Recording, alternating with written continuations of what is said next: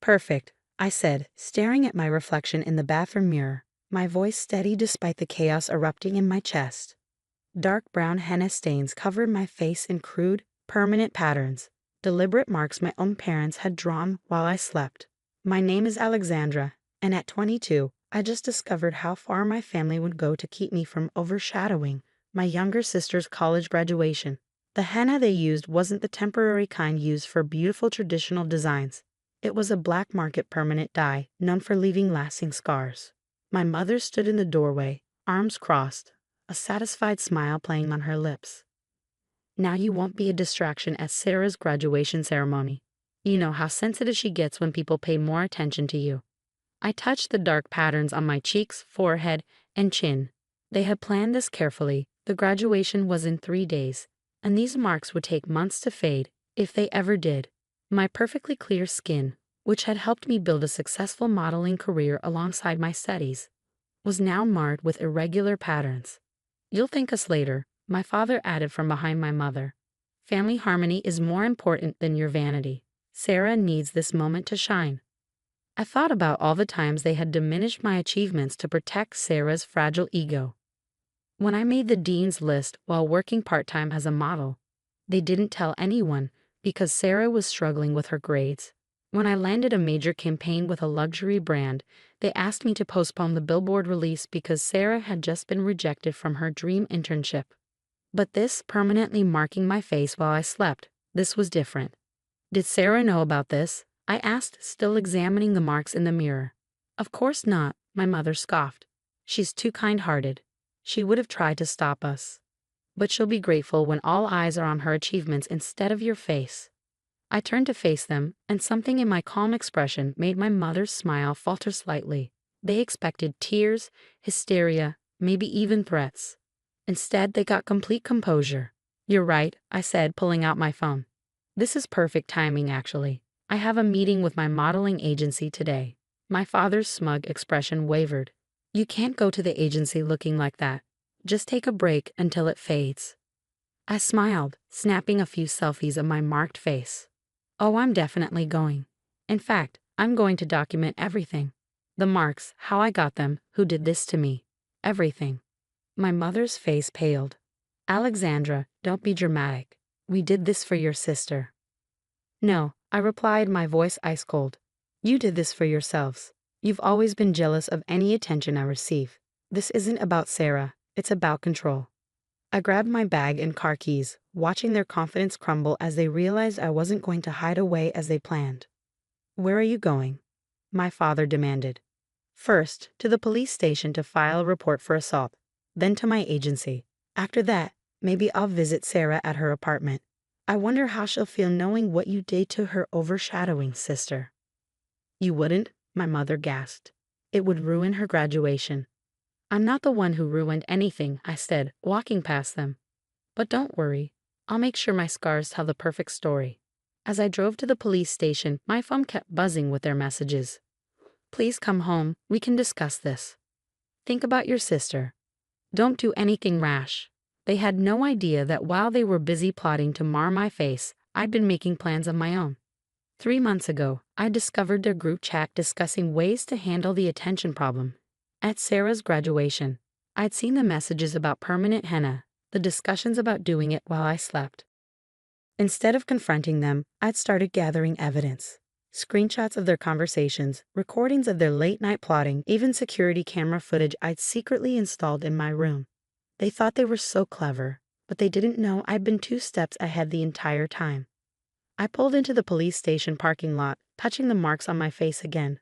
My parents thought they were writing a story of submission on my skin, but they had no idea they were actually creating the perfect canvas for my revenge. These scars wouldn't tell their story of family harmony. They would tell mine of survival and justice. The next 3 days would change everything, but not in the way my parents had planned. They wanted to dim my light to make Sarah shine brighter. Instead, they'd given me exactly what I needed to expose the darkness they'd been hiding all these years. I stepped out of my car, head held high, permanent marks and all. Let them think they'd won. Their victory would be as permanent as the henna they used on my face. The police station was quiet that morning as I filed my report. Detective Martinez's face darkened as I showed her the evidence, screenshots, recordings, and photos of my freshly marked face. "This is assault," she said firmly, documenting everything. "And the premeditation makes it worse." My phone kept buzzing. My mother's latest message read, "We did this because we love you and Sarah. Please don't ruin everything." I silenced the phone and headed to my next stop, Platinum Modeling Agency. Lisa, my agent for the past 3 years, gasped when she saw my face. Before she could speak, I pulled out my laptop. "Before you drop me, I have a proposal," I said, opening a presentation I prepared weeks ago. A campaign about survival, about turning scars into strength. Lisa leaned forward, her initial shock transforming into interest as I explained my vision. "You knew they were planning this?" she asked, scrolling through my evidence. "I found out 3 months ago," I replied. "Instead of stopping them, I decided to use it. These marks tell a story, just not the one they intended." 2 hours later, I left the agency with something much more powerful than a regular modeling contract. Lisa had connected me with major domestic violence prevention organizations. My story, and my marked face, would become part of a national campaign about family abuse and control. When I arrived at Sarah's apartment, she took one look at my face and burst into tears. "Oh my God, Alex, what did they do to you?"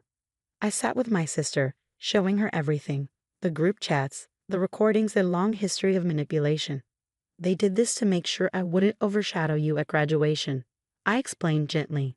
Sarah's face crumpled. "I never wanted this. I know I've been insecure about standing in your shadow, but I never wanted you hurt." "I know," I said, hugging her.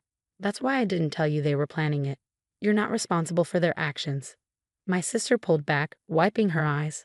"I can't accept their graduation gift now, the new car, the expensive party they planned, not knowing what they did to you." "You don't have to punish yourself for their choices," I told her. "But I need you to understand something. I'm not hiding these marks. I'm not staying away from your graduation. What happens next is their fault, not yours." Sarah straightened up, something shifting in her expression. "Good," she said firmly. "I don't want you to hide. In fact," she grabbed her phone, opening her social media accounts with their thousands of followers from her university influencer days, "I want to help you tell the truth." My parents' phones started ringing minutes after Sarah posted our story. Their perfect plan was unraveling faster than the permanent henna could set into my skin. That evening, as Sarah and I sat in her living room planning our next moves, our phones lit up with a family group message. Mom had sent a long paragraph about forgiveness, about family unity, about how unfortunate decisions shouldn't tear us apart. Sarah replied first, "I'm returning the car. The graduation party is canceled. If you try to contact Alex or me before we're ready, the next post will include everything, including the recordings." I added, "The police report has been filed. The campaign shoots start next week. You wanted to make sure people noticed me at graduation. Congratulations, you succeeded." Mom started typing, stopped, started again. Finally, "Please let's talk about this as a family." "We are," Sarah responded, "just not the way you planned." Looking at my marked face in Sarah's hallway mirror, I saw something different now. Not the scars of subjugation my parents intended, but the beginning of a transformation. These marks would tell a story that needed to be told. About family abuse disguised as protection, about control masked as love. The campaign would launch 2 days before Sarah's graduation. Every major women's magazine had already picked up the story. My parents' attempt to dim my light had instead created a spotlight they couldn't escape. Sarah squeezed my hand as we looked at the preliminary campaign layouts. "You know what's ironic?" she said. "For years I thought I was in your shadow. But you're the one who's been fighting their shadows all along." My phone buzzed with another message from our mother. "Think about your future. These marks will fade, but the damage you're doing to this family will last forever." I showed the message to Sarah, and we both laughed, a sound of release, of bonds breaking, of truth finally emerging from years of careful manipulation. "They still don't get it," I said, touching the marks on my face. "These scars aren't my shame to hide, they're their shame to bear." The next 48 hours would bring chaos as the campaign launched and graduation approached. But for now, sitting with my sister, planning our stand against years of control and manipulation, I felt stronger than ever. My parents wanted to write their story on my skin. Instead, they'd given me the perfect way to tell mine. The day of Sarah's graduation arrived with the kind of perfect weather my parents had prayed for, but nothing else was going according to their plan. The campaign had launched yesterday, and my marked face was everywhere. Billboards, social media, news sites. The headline, "Parents Mark Daughter's Face to Dim Her Light," had gone viral. I stood in front of my mirror, applying makeup not to hide the marks, but to enhance them. The permanent henna patterns had become a symbol of survival, telling a story that resonated with thousands who'd reach out sharing their own experiences of family control. Sarah called as I was getting ready. "Mom and Dad are blowing up my phone. They're threatening not to come to the graduation if you're there." "What do you want me to do?" I asked, though I already knew her answer. "I want my sister there," she said firmly. "They're the ones who did this. They can deal with the consequences." The graduation ceremony was being held in the university's grand auditorium. As I walked in, whispers and pointing followed me, not of shame, but of recognition. The campaign had done its job. My parents' attempt to make me invisible had made me more visible than ever. I spotted them in the family seating area, their faces ashen when they saw me. My mother half rose, probably to make a scene, but my father pulled her back down. They'd finally realized that any public confrontation would only make things worse for them. The ceremony began, and when Sarah's name was called, I stood and cheered loudly. She looked radiant, confident, truly shining on her own terms. As she accepted her diploma, she turned to the audience and pointed directly at me, mouthing, "I love you, sis." The crowd, many of whom knew our story from the viral campaign, erupted in applause. During the reception, my parents tried to approach several times, but Sarah's friends formed a protective circle around us.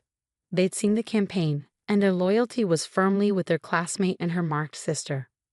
"Alexandra," my mother finally managed to catch up to us near the refreshments. "We need to talk about this circus you've created. You're embarrassing the entire family." I turned to face her, making sure everyone nearby could hear. "Embarrassing the family? Like marking your daughter's face while she slept." "We did it because we love you both," she hissed, trying to keep her voice down. Sarah stepped between us. "No, Mom. You did it because you're controlling and abusive. Love doesn't leave scars." Our father appeared, his face red with suppressed rage. "Both of you outside. Now." Actually, came a voice behind them. "They're staying right here." It was Lisa, my agent, accompanied by a camera crew. "We're documenting the graduation for the campaign's next phase.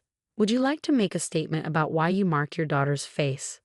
They backed away, finally understanding the magnitude of their actions' consequences. Their perfectly crafted image of a loving family was shattered, replaced by the truth they tried so hard to hide. Later that evening, Sarah and I sat in my apartment, celebrating her graduation our own way, with pizza and childhood photos. We laughed at how young and innocent we looked, unaware of the manipulation that had been driving us apart. "I got a job offer," Sarah announced, showing me an email. "A domestic violence prevention organization. They want me to work on their youth outreach program." I hugged her tight. Look at us, both turning their plans upside down. My phone pinged with a message from Lisa. The campaign had reached over 10 million people in just 2 days. Organizations worldwide wanted to share our story. The marks on my face would fade eventually, but the impact they'd made would last. They thought they were writing their story, Sarah mused, touching one of the marks on my cheek. "But you turned it into your manifesto." A final text came from our mother. "When you're both ready to apologize and put this unfortunate incident behind us, we'll be waiting." Sarah and I looked at each other and burst out laughing. They still didn't understand. There was no going back, no putting this behind us.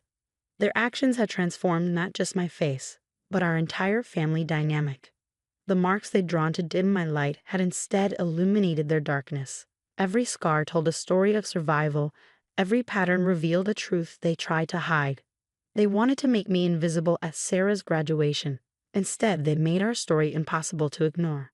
As Sarah and I posed for a selfie, our smiles genuine and free, I thought about how their plan had backfired spectacularly. They'd wanted to write their control on my skin, but instead they'd given me the perfect canvas to showcase my strength. The story wasn't over, it was just beginning. And this time, we were the ones holding the pen.